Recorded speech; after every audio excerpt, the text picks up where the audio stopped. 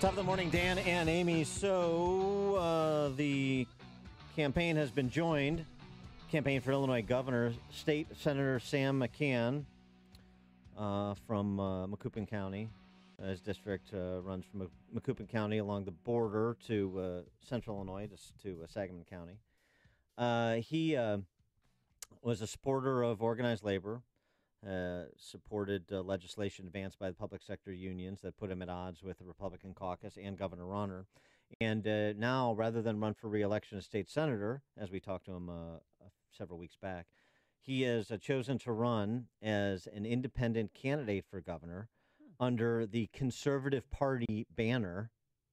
He turned in roughly 65,000 petition signatures to the State Board of Elections in Springfield yesterday.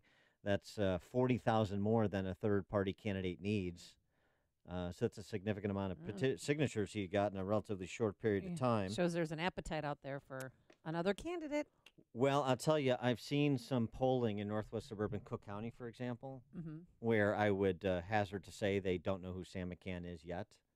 But he was getting 13% of the vote, according to this poll, just by not being Pritzker or Rauner. So could be interesting, particularly if he has resources to run a campaign, not at the level of billionaires, but at the level of generating the kind of awareness where people understand who he is and what choice he presents. For more on that very topic, we're pleased to be joined by State Senator Sam McCann. Sam, thanks for joining us. Appreciate it. Good morning, Dan and Amy. Good morning, Dan and Amy. Thank you for having me. I appreciate it. So you filed yesterday, so you're off to the races, and you're running for governor. Why? Well, first of all, I feel called to do so. I think that we're to the point in Illinois that it's either fight or leave. Right? What we have, if we get 4 more years of what we have had, which is failure, that why stick around? If we get 4 more years of total Democratic control like we had for nearly 20 years before, total Chicago machine dominance, why stick around? So the only option left is to fight. And I do believe it is worth fighting for. I believe that Illinois is an amazing state. We have far more going for us than we hear about on a daily basis. We've been devoid of any real leadership in Springfield for a couple of generations now. And so I'm running to bring true servant leadership back to the State House. Listen to everybody. Can't make everybody happy. Humanly impossible. But I can listen to everybody and work to develop policies that will move everybody up the ladder if they're willing to work hard for it. Are you going to be spending a lot of time in Chicago and Cook County to get to know some of the voters here? I quite frankly am going to be spending a lot of time all over the state. Obviously, I will be in the northeastern part of the state, Chicago and Cook County, the suburbs, but also downstate. There's this other part of Illinois that some folks have heard about and some folks haven't. But for those of us who are from those other 96 or so counties, such as myself, there's a lot of wonderful people who are also looking for some opportunity and to be heard, to be listened to, and to have their ideas carried to the seat of government on behalf of themselves. So I plan on being in all parts of the state. Yeah, outside of Chicago, there's the state called Illinois, right? Exactly. So the choice, I mean, you're an independent candidate. It's an independent candidacy. There's no established conservative party, right? So, but you chose that banner to run under, the Conservative Party. Why? Because I've always considered myself a conservative. I've always voted Republican, but by and large, 99% of the time, I have voted Republican. That's one of the reasons I chose to run as a Republican back in the 2010 cycle. But I really identify more as a Christian, an American, an Illinoisan, a husband, and a father first, before party. You know, most people have gotten, I shouldn't say most people, but it seems like a lot of people have gotten more religious about their politics than they are their religion. They're more devoted to a party than they are to the country or the Constitution. So I'm a conservative, and I believe that the Republican Party could be the conservative party of the state if the leadership of the Republican Party would lead its own platform and follow it. Well, speaking of And leadership, the leadership of the country, President Trump, are you a Trump supporter? I am. You'll notice I didn't say that.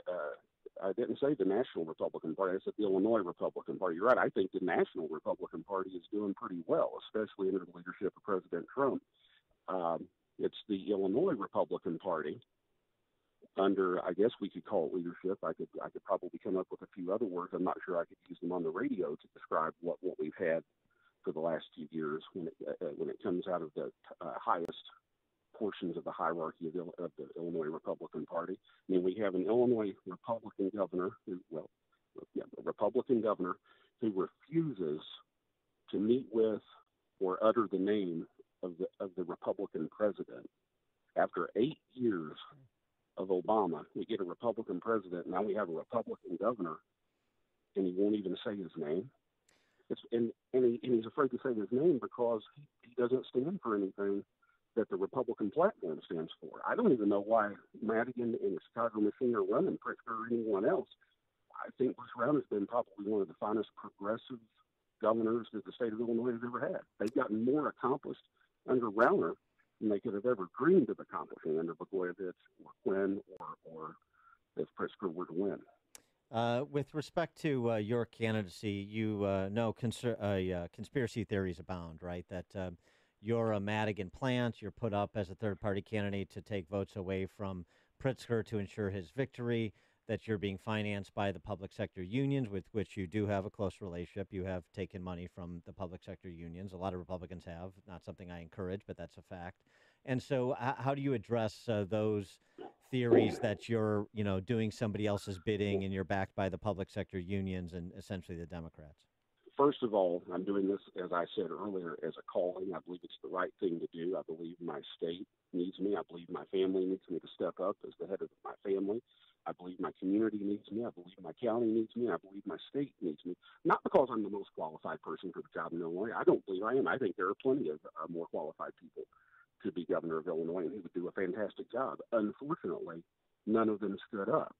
The only other two guys who have stood up, I don't believe would do a better job. I believe I can do a better job than the two main candidates at this point who have stood up.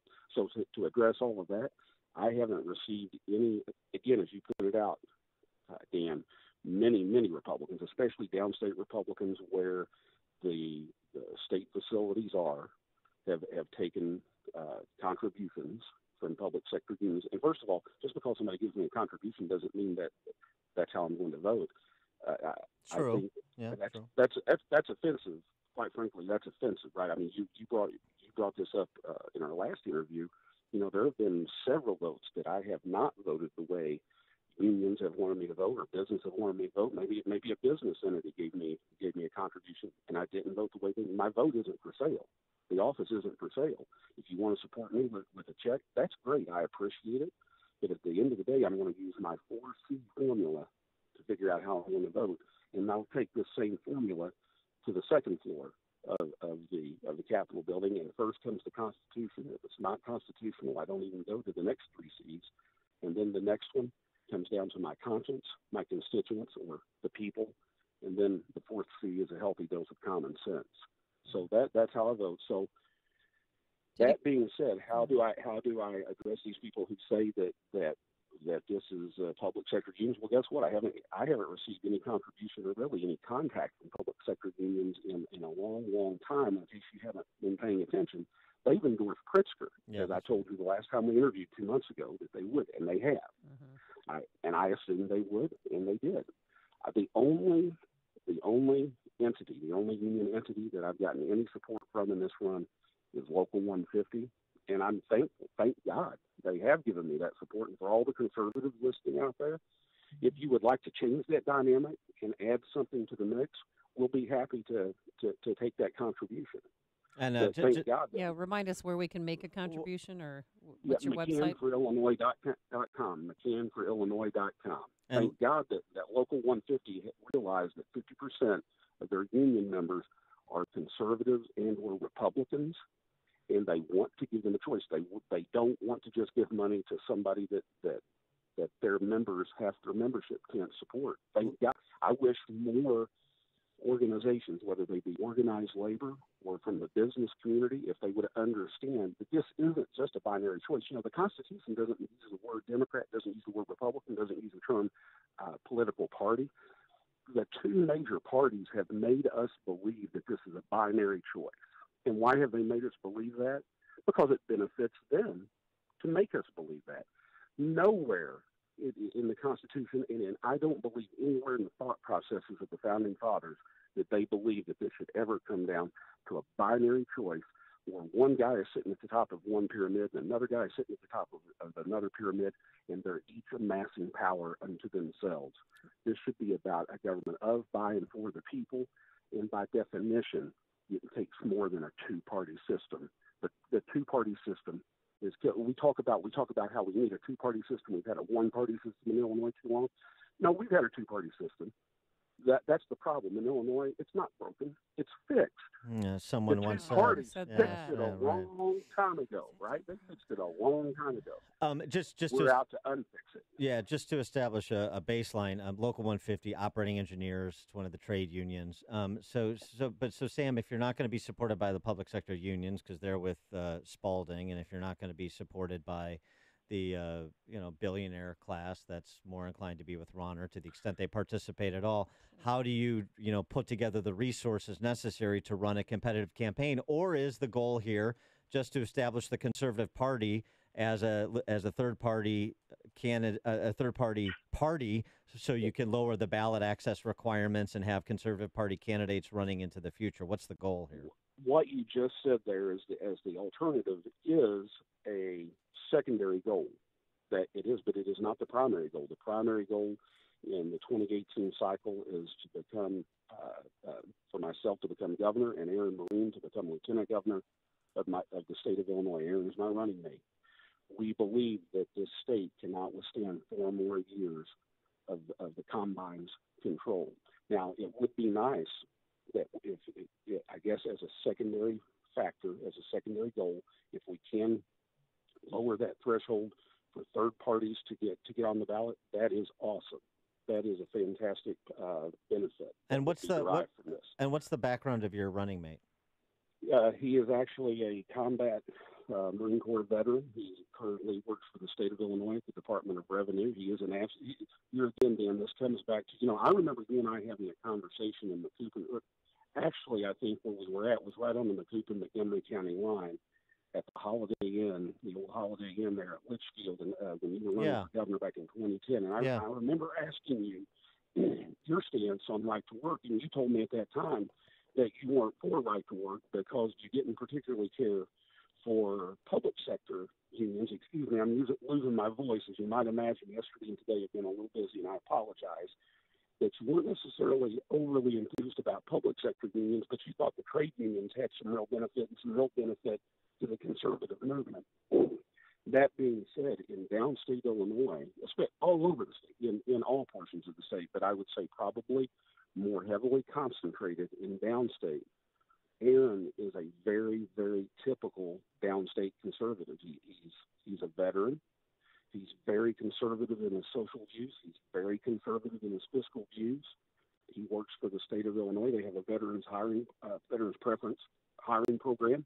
He got a job with the state of Illinois. He's a member of AFSCME because guess what?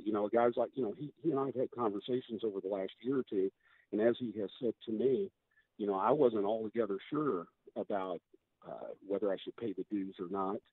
But once Bruce Rauner came along, it really proved to me between Pat Quinn. So think about this, and I want everyone to think about this, regardless of what your political leanings are. 4 years ago, total Democratic control. Pat Quinn was governor. Madigan was Speaker of the House. Cullerton was President of the Senate. Who was going after the pensions at that time? It was them. It was the total Democratic control, legislative and executive branch that were going after the public sector pensions. The public sector unions were fighting them daily. Now we have Bruce Rauner. So what guys like Aaron know is that if they didn't have collective bargaining, they really would be up the creek. And then what I would like other folks listening to think about is, you really think you're going to get something with Pritzker? Think back 4 short years ago. Was it the the pension python. What Yeah, was his name? Squeezy, the pension Python. python. Sure, I miss Squeezy terribly. The last time the Democrats, the Chicago Democrats, had total control of the governor's office and the legislative branch, they were the ones coming after your pension. They were the ones coming after. They're the ones who withheld your raise that you had to go to court to fight for, that you're just now getting. We offer a real option for all working people, whether you're union or non-union, public sector or private sector, blue collar, white collar, gray collar, retired, aspiring. If you're a working person, we're for you. And in my humble opinion, that should be the mantra of the Republican Party. The Republican Party wants nothing to do with that because they've been bought out by the billionaire class. So now we're going to form the new Conservative Party and carry that winning message straight to victory on November the 6th. All right. He is Sam McCann, state senator who's running for governor under the Conservative Party banner, filed yesterday. The website, McCannforIllinois.com. One slight correction, just in terms of our conversation at the Holiday Inn back in Litchfield back in the day. What I said was I wasn't going to prioritize right to work because I don't think the ground had been made fertile for it, and because I do think the Republican Party needs to do a better job of reaching out to trade unionists in this state. And frankly, Ronner proved that the ground wasn't fertile for it when he went on his right to work resolution gambit as his first order of business as governor, and he destroyed a lot of his political capital by doing so. So there's an art to politics as well, and that's something else that Ronner turned out not to be a good practitioner. Yeah, and I respect that. I wasn't trying to. No, I understand. I just want to clarify. Yeah. State Senator Sam McCann, thanks so much for joining us. Good luck. Appreciate it. Thank you, Dan. Thank you, Amy. God bless you. I appreciate it. And he joined us on our turnkey.pro answer line.